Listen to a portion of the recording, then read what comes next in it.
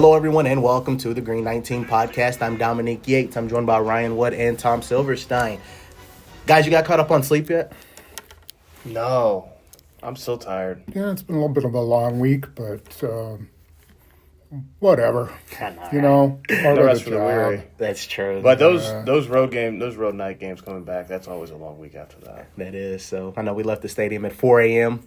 and still had some work to finish up and got through the flights, but we survived. We made it here. Yep. But I swear the words that will just always put a smile on my face, noon game. At home. Noon game at home. That's like Spoon. thing. That's like Spoon singing Stevie Wonder to me at that concert. It just makes me smile every time. Yeah, right. That's better than your favorite trick-or-treat candy right there. Ooh. Noon home game is better than that. Give me That's Skittles, how by the much- way. Skittles? Sour Skittles or regular? Regular. I can't do all the sugar. Spoon, you say this every year. What's your favorite? Candy? Yeah. Kit Kat. You like the Kit Kat? Yeah, I'm a big Okay. Kit Kat guy. Milk Duds, peanut M&Ms, Warheads. I like Warheads. Sometimes you get those Warheads. If not, Sour Patch Kids. I like all the candy. See, yeah, the Sour Patch. I can only eat like 4 Sour Patch Kids because that's sugar for me. I like to get hopped up on that sugar now. It's too much. Not so. that I need it. Yeah, let's talk. I guess we can talk ball now. But it is a Packers podcast. It is a Packers podcast, and they are still playing football, and they are in a good place heading into this game with the Carolina Panthers this weekend. And I laugh sometimes because they always talk about the different narratives and all, and everyone loves to throw out trap games and letdown games, and I'm just not buying it, especially because, if anything, for this Packers team, they learned their lesson just a few weeks ago when they went to Cleveland. Did they learn their lesson? That's the question. Well, that is the why I think question. there's merit. Fair question. I think that there's merit for that reason, Spoon, is we've seen them fall victim to this already in this same season. So do they do that again or not? They tend to play down to their competition. They played down to Cincinnati. They played down to Arizona. They don't absolutely destroy the woebegons of the NFL, Here's what I wonder. And granted, it was 2 weeks ago that I fairly impassionately said, quit caring about style points. It's October, just win games. And I still believe that. And let's be very clear, that is the point.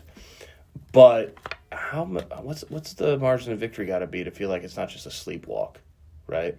Like if they win by 10 at home against the Panthers, isn't that going to kind of feel like they just kind of slept walk? And they won the game. That's what matters. That's the only thing that matters. But it would kind of still feel a little sleepwalkish, wouldn't it? I don't know. Maybe. It kind of depends. There's a lot of variables going on with this game, with Carolina, their quarterback, their offensive line, how their running game's going to go, whether they can stop the run. So I don't really know what to expect from Carolina. They could wind up being,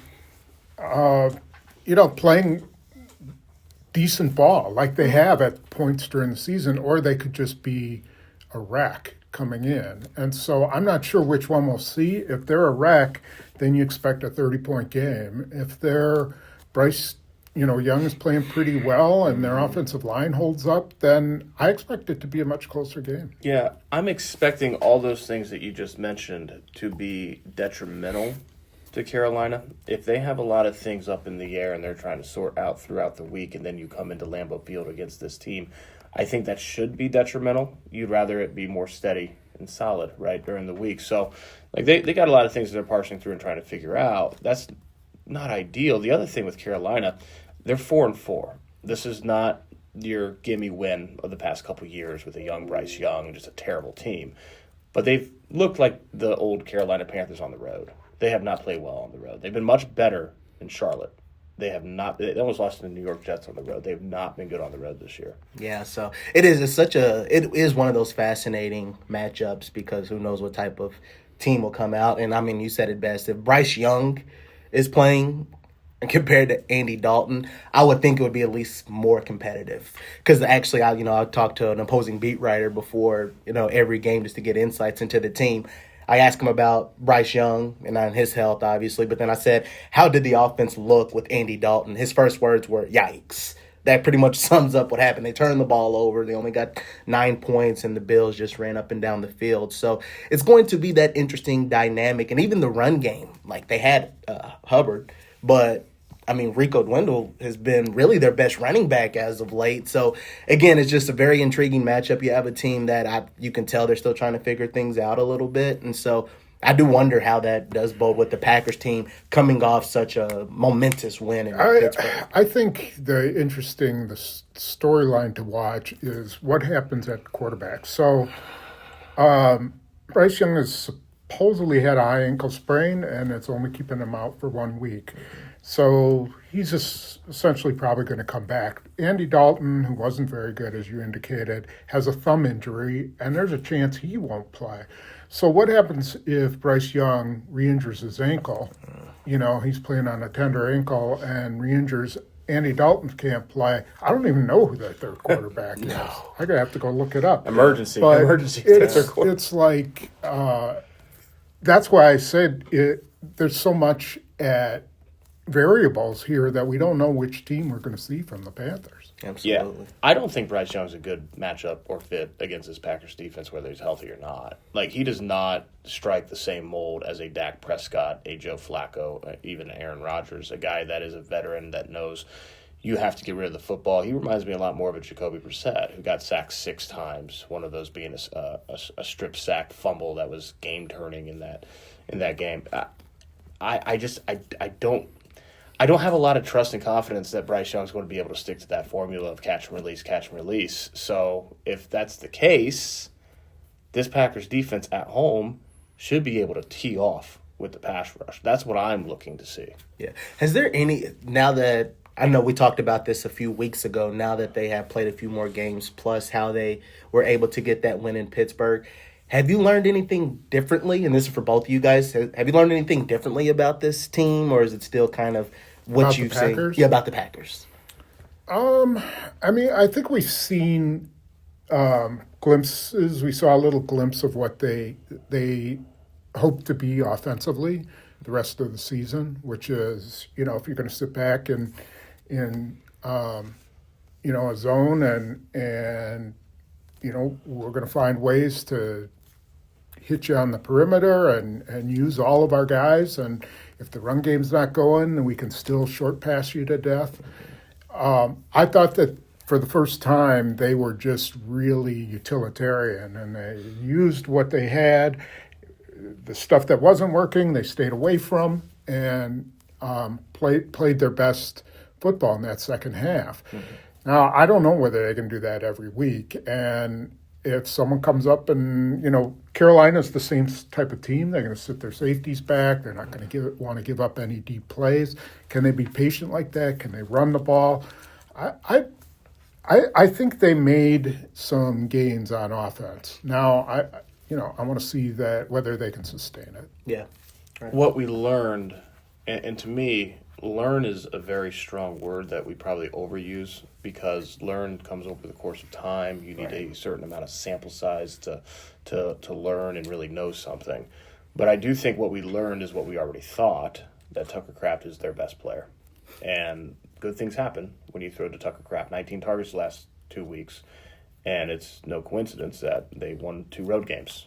Like that needs to continue, because he is their best player. In terms of the word that Spoon used, glimpse, I think we got a glimpse of what Tucker Kraft plus Christian Watson can be as far as the basis for an offensive identity in this passing game. It just makes sense on paper, right? Christian Watson stretches the field, and boy did he in his first game back against the Steelers. It was stunning. 4 targets, 4 catches, 85 yards. I didn't expect to see that, but here he is. He's doing that. Can he do that continuously now? That's something we don't know. We haven't learned that yet. We haven't seen that yet. But if he is able to, he stretches the field. Tucker Kraft makes his hay underneath, flat routes, check downs over the short middle. There's a whole lot more space for Tucker Kraft, your best player, to operate when you have a bona fide field stretcher, veteran, not Matthew Golden, who, you know, he had the hip last week, but he's still kind of navigating his rookie season. Like, Christian Watson's been there, done that. Those two together, you should, if you're the Packers, you know, utilitarian, that you should utilize that as much as possible.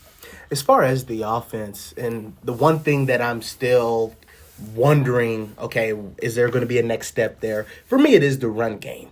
You saw it in the second half against Arizona. Obviously, Jacobs was hurt, so they had to limit him. Dallas, the second half, you saw some good things, but even again in Pittsburgh, you didn't see it consistently well. Emmanuel Wilson had some good runs, and I think that that's something that could be a kind of a bright spot as far as the run game. But, when you even watch the film and watch the game, what do you kind of see from that group? They're just probably a little bit of out of sync. And Matt LaFleur made some allusions to that they missed some blocks, they missed some combinations where guys were confused about who they were supposed to block and didn't, communicate. There was one where Zach Tom took the outside guy. He pointed to it. Yeah, I got the outside guy. Only Josh Jacobs thought he was saying, you take the outside guy. And so they both went to the outside guy, and the inside guy came in and blew up the play. Mm-hmm. So I think there's still those kind of things going on. I'm not sure why, but they, as Matt LaFleur said, they got to clean a lot of that up. And maybe that means, I don't know if that means simplifying some of what they're doing, but not really. I think it just means they got to be better at what they're doing. And they finally got a little bit of stability on the offensive line. They're not moving guys around as much. So maybe that's something to come. I don't know. Yeah. Anything run game wise for you, Ryan? I just think they need to get Josh Jacobs healthy. Well, yeah. I don't think there's any question that calf has got him less than 100%. I mean, outside that touchdown run in Pittsburgh, where he did show some impressive burst on that run, there was another run that I saw where he had that Josh Jacobs burst. Mm-hmm. And it's been like that for a couple weeks now. They need to get the calf injury healthy. We'll see how long that takes. And everything Spoon said about the offensive line is absolutely true, but to me it starts there with the calf. Yeah, no question about it. We kind of just talked so much about offense, so I do kind of want to jump into defense a little bit, because that is really the group for me that, like I said, we've talked about it. We've seen moments like, oh boy, this could be one of the best in the league, and then there's some holes in that group sometimes. And one guy that did talk this week was Nate Hobbs, and you were able to talk to him. The secondary has been like the group that's gotten a lot of the criticism, even though Jeff Hafley has pushed back on that and saying yards per play, that secondary is the best in the league. But what were your takeaways from Nate Hobbs' comments after he was benched in place of Carrington Valentine, and just his mindset now? Yeah, let's go granular and then macro. Mm-hmm. I thought his explanation of the 35-yarder that he allowed to Marvin Harrison Jr. on 3rd and 14 was very interesting. Mm-hmm. You know how Nate Hobbs wants to play the game. And really, I mean, he's played more in the slot, much more in the slot in his career than the perimeter. Where his game is more tailored to the slot is he wants to be aggressive all the time. He wants to press. And on that 3rd and 14, he pressed Marvin Harrison Jr. He said he didn't know that they needed 14 yards. He thought it was like 3rd and 10, but he knew it was 3rd and long. Did not matter. Did not want to give up a cushion. He tries to pressure him off the line of scrimmage, and Marvin Harrison Jr. beat the press. And then it was late in the play, right? It was some 25 yards downfield when the target was attained. And Nate Hobbs said that he and Marvin Harrison Jr. both thought the play was over. They both slowed down, and then Marvin Harrison Jr. looked back, saw the ball was coming to him, and sped up, and Nate Hobbs wasn't able to hit that gear, but it was because he'd already slowed down. Now, does he have the speed for perimeter? The straight line speed. Yeah. A lot of people have thought in his career that he doesn't. That's why he's played mostly in the slot, and he looked like on that play like he did not. Mm-hmm. But he did slow down as well, and he did misplay a 3rd and 14 in terms of trying to get the jam right off the line of scrimmage and then losing the jam battle. So, that was obviously the defining poor play of his season. Nate Hobbs said that 90% of his plays have been just how you draw it up. It's the 10% where he has lost focus late in the snap, where he thinks he's gotten beat and hurt that way. That's probably fair, but as he said, 10% of your snaps given up at corner, that's a lot of plays. Mm-hmm. Like, even still, 10% amounts to something. He's got to be able to sustain that focus for 100%. He's got to be able to sustain that focus deep in the snap. And I think when you hear from Nate Hobbs, what he felt like he was not doing well enough to keep his starting spot was exactly what Carrington Valentine brought in Pittsburgh, right? Even the touchdown that he gave up, he almost ripped that football out for against Roman Wilson in the end zone. Like, he got 3 steps in, it was a touchdown. A touchdown's a touchdown, but he fought to the very end of that play. That's what the Packers coaching staff wants to see at that position. It's the reason why they tabbed Carrington Valentine to start last week, and it's the reason why Carrington Valentine will continue to play so long as that happens. Yeah, but I mean, it goes to show you that this league, it is a what have you done for me lately league. Even Jordan Love, he was terrific against Pittsburgh. If he throws a pick or two against Carolina, he's like all that good feeling mojo leaves, and that's especially as a corner, you have to have short term memory. So whatever you did was, if it was great one play, you got to be ready to go the next. And even Keyshawn Nixon had that moment of, he's been solid to start this season and had some penalties and had some mistakes against Pittsburgh. Spoon, anything just from secondary? Well, if Hobbs can do what Valentine did, which is Valentine had an atrocious game against Dallas. He got smoked against Dallas, and he wasn't going to see the field for a while after that. I mean, he played it scared and let Pickens and just gave those guys way too much give. Mm-hmm. Now he comes in Pittsburgh and he learns his lesson, and he's up in DK Metcalf's face almost the entire game. I mean, he played bump coverage on DK Metcalf a ton and played aggressively, and all of a sudden his game is back. So he learned his lesson from that game. I suspect Hobbs will learn his lesson from the Arizona game, and the question is, can he come back and play, the way that he knows he can play, and the way, he's played successfully in the NFL. So I think that's the big question. It's a cliche, of course, when coaches say it's a competitive situation, but in this case, I really think that's exactly what this is between those two. Like, whoever's playing better at the time, from now to the end of the season, is going to be the guy that plays. If it's Carrington Valentine, it's going to be Carrington Valentine. If Nate Hobbs comes back and is playing better, I don't think they're going to hesitate to put Nate Hobbs on the field. Like, it's going to be their best guy up that week. Yeah, and matchups matter too. Yeah, they have used Hobbs in the slot and put Javon Bullard at safety. They did that a few snaps against Pittsburgh. I think we could see that more as the season goes on, particularly on early downs when they want, a physical guy like Hobbs up at the line of scrimmage. So I think it could be lots of things moving around, lots of pieces moving around as they go through the season. And Keyshawn Nixon's not out of the woods. He's not going to get benched. Keyshawn Nixon's still their best corner, and he's still extremely competitive. And I don't know what's happened with some of the mental errors that he's had. That's the part that concerns you, because it's not really physical errors. It's not him getting just flat out beat, or it's not busted coverage. Well, it is busted coverage. It's just like his mental sharpness is not there, and I'm not sure why that is. What's interesting with Keyshawn Nixon? So on Monday, when Matt LaFleur was talking about competitive situation, he just mentioned Keyshawn Nixon along with that, right? It's for everybody, Keyshawn Nixon, everybody. And as Nate Hobbs is talking about how he needs to do a better job sustaining that focus late into a play, I'm thinking, okay, what are the two biggest plays Keyshawn Nixon's given up this year? The 45-yarder early against Pittsburgh and the deep ball against Dallas. Those are textbook not extending your focus to the end of the play. That's exactly what happened on those. McBride, too, where he just gets suckered into a route that inside should not give up in any way, shape, or form. So that's kind of that's something that's been shared in that cornerback room a little bit, and that's the issue. They have to fix that. If they do, you're going to see less big plays given up. I mean, when they've had that focus, when they haven't quit on the play, when they've played it right, they haven't given up a lot. They're still not giving up 100-yard receivers for the most part. Like, they're not atrocious. It's just they need to be better, and that's specifically where they need to be better. It's true. It's just those missed assignments, like just those small, like having a missed assignment is one thing, but turn it into an explosive play or a touchdown like the McBride, because it's simple. It's like you're supposed to be in your corner.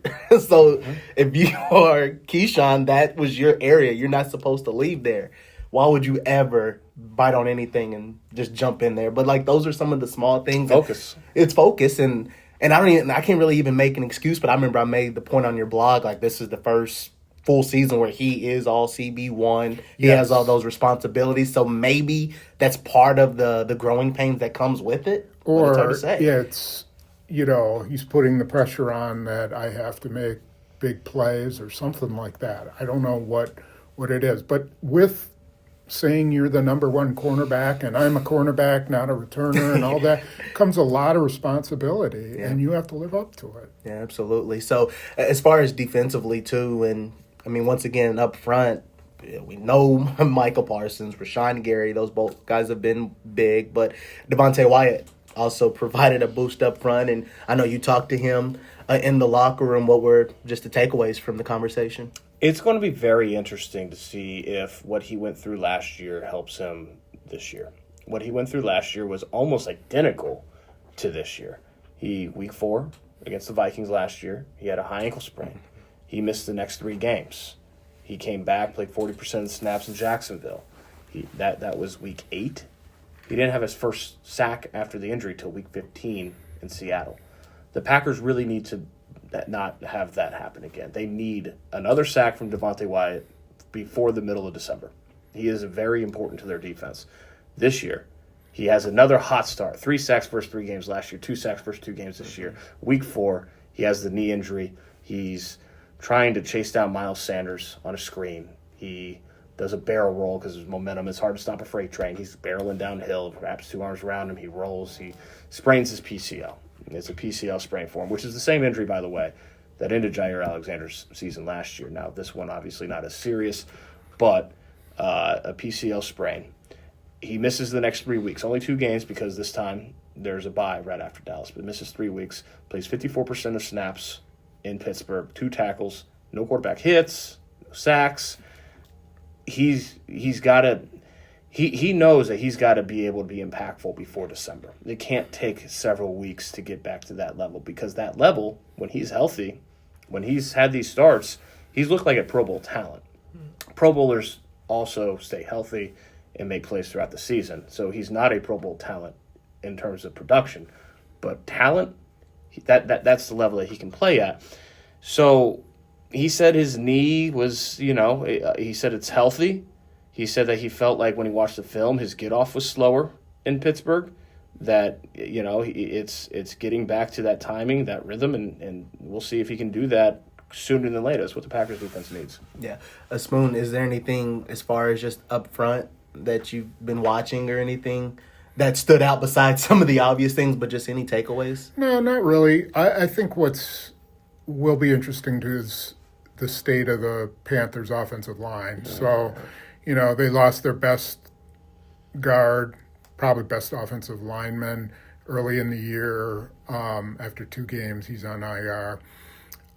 They just lost Brady Christensen, their right guard, for the year with an Achilles tear. Moton, their right tackle, is dealing with an injury, and they might have to start Yosh Nijman. And apparently he was pretty bad in the one game that he had to play.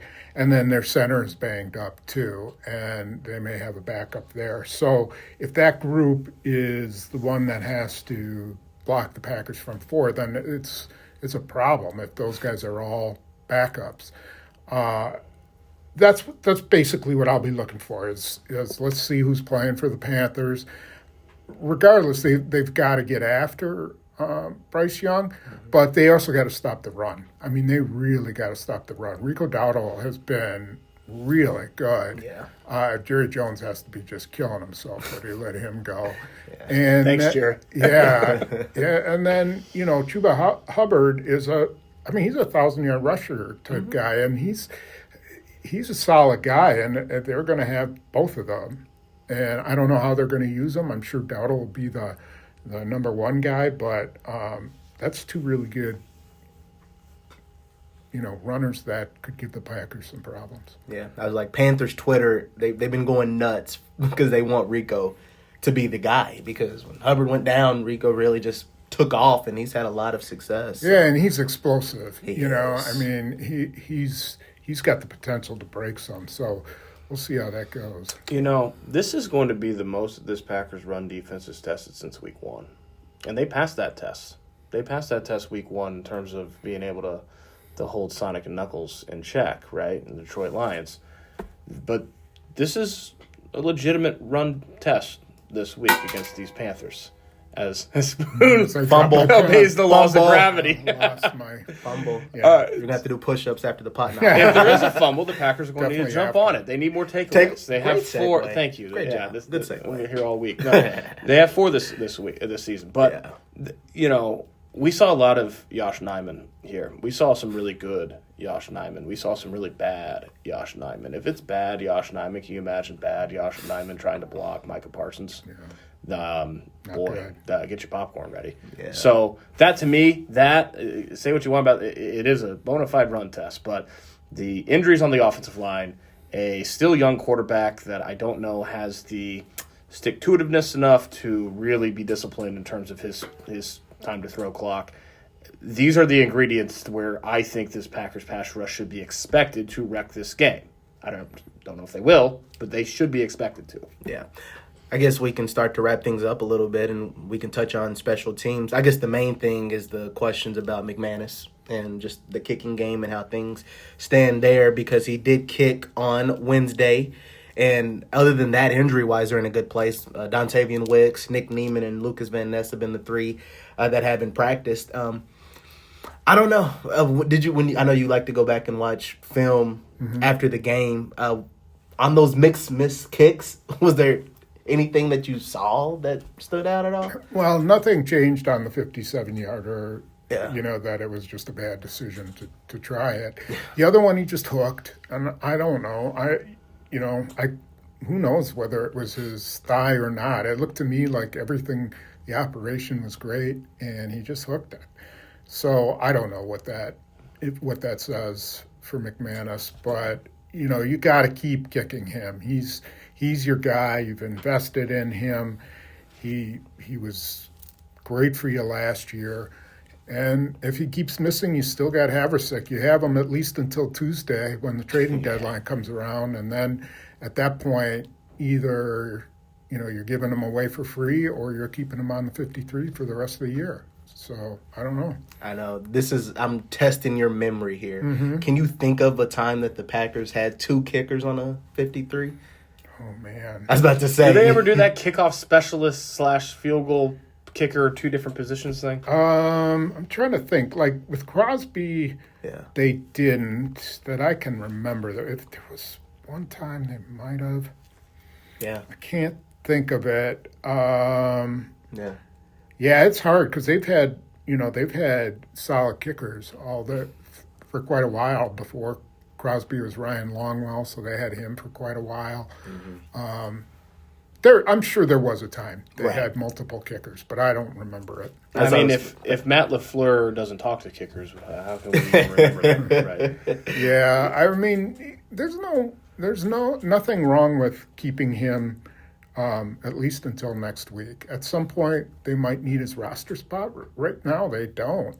I don't know how bad Nick Neiman's injury is. I'm assuming they're going to put him on IR. Mm-hmm. But they can bring up Christian Welch to replace him, so that's not a problem. I don't really see an issue with being able to hold on to him. So, Surprise you at all that they held on to Lucas Haversick and let Ben Sims go?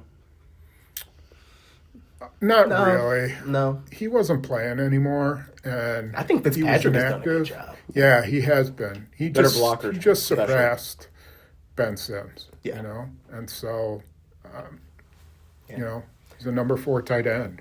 Yeah, I tend to agree. Well, I do agree. With that said, always kind of an uneasy feeling when you release a guy and he gets immediately claimed, right? Especially to the team that you stole him from, the Minnesota Vikings. So I think Ben Sims does have some potential there, some playmaking potential. He's very athletic, tapping into that. He was not going to get an opportunity here. They're pretty well covered at the tight end position. Yeah. So I think that more than anything probably played into it. But it'll be interesting. It'll be interesting to see getting an opportunity in Minnesota if he does anything with it. Yeah, and they lost Micah Robinson to Tennessee as well off their practice squad. Mm-hmm. I don't know what that means. They kept him for a reason on the practice squad. I think he was on the 53 for a day. Yeah, he was. And so they were developing him, but he's gone now too. So and they added Tyrone Herring. Herring, right? Because he was here during preseason, so at least they kept it. And they still have Kamal Haddon, so it's not like they don't have any other corners, but.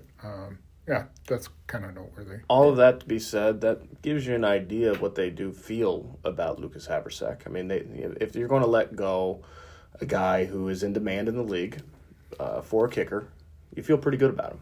And so I thought that was interesting. Yeah.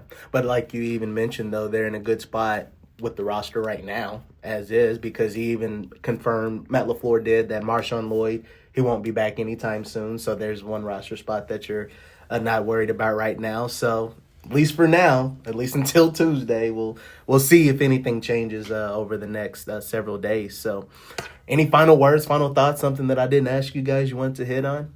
I don't think so. You dressing up, Spoon? You're going to be out there on the streets of Milwaukee in a costume? They do celebrate Halloween in Milwaukee on Friday, so I'll be out there giving candy. There you go. Now, do you dress up when you give out candy? You dress up as a Packers rider for the Milwaukee. Yeah, I dress up as a ink-stained wretch.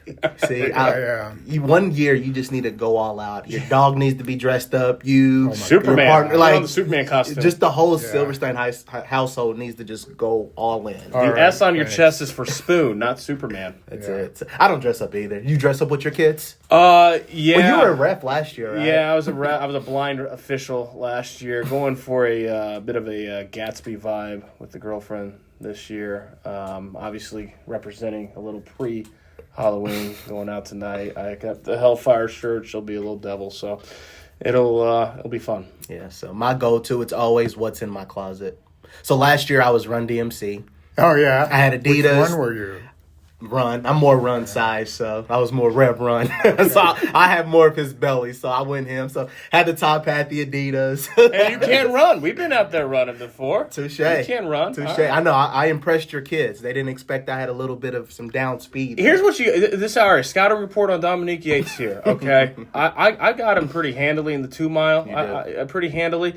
But don't let him fool you. He can sprint. Yeah. We got done with a 2 mile run, right? And we were with my kids, and they're like, okay, let's they all wanted to sprint at the end. I'm thinking, okay, I just waxed you in the 2 mile. Like this is going, and all of a sudden you're just like a blur going past. Where'd that come from? Right. Where'd those jet engines come from? And That's Christian Watson, watch out. That's right. Hey. Thank you. You're welcome. He'll appreciate that. It's just I just have that one speed, just that one gear I can go. But if it means I have to do it for more than like 5 minutes, it's just not happening. Really? See, I would have thought you were more of a cross country guy. I don't know why, but not true, huh? Okay. No, far from it. Just like there's a lot that I have that I'm just not good at. Were you a cross country guy, Spoon? No. You a runner at all? No. You're a biker though, right? I hate a bike. I hate running. Yeah. Absolutely hate it. It's a love-hate relationship. My kids, though, they're all good. into cross-country, so they've pulled that out of me a little bit. They are good, so I have not been running lately, and I need to, but it's getting cold, so I'll be in hiding for a while now. So, all right. But other than that, guys, let's enjoy being at home. Let's enjoy just another week here, and we'll get ready for a game on Sunday at noon at Lambeau Field. And then, we'll get home at a decent hour. So it sounds like a great plan. And let's wrap up this show now. So, everyone, we thank you so much for checking out the Green 19 podcast. So, again, the Packers take on the Panthers Sunday at noon. For Ryan Wood, Tom Silverstein, I'm Dominique Yates.